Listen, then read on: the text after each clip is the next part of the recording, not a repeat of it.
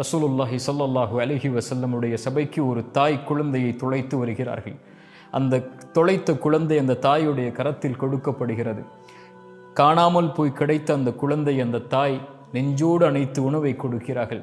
ரசூலுல்லாஹி ஸல்லல்லாஹு அலைஹி வஸல்லம் கேட்டார்கள் சஹாபாக்களை பார்த்து, இந்த நேரத்தில் இந்த குழந்தையை இந்த தாய் நெருப்பில் வீசுவாளா? சஹாபாக்கள் சொன்னார்கள், யா ரசூலல்லாஹ், இப்படிப்பட்ட நிலையில் இந்த குழந்தையை எப்படி தாய் நெருப்பில் வீசுவாள்?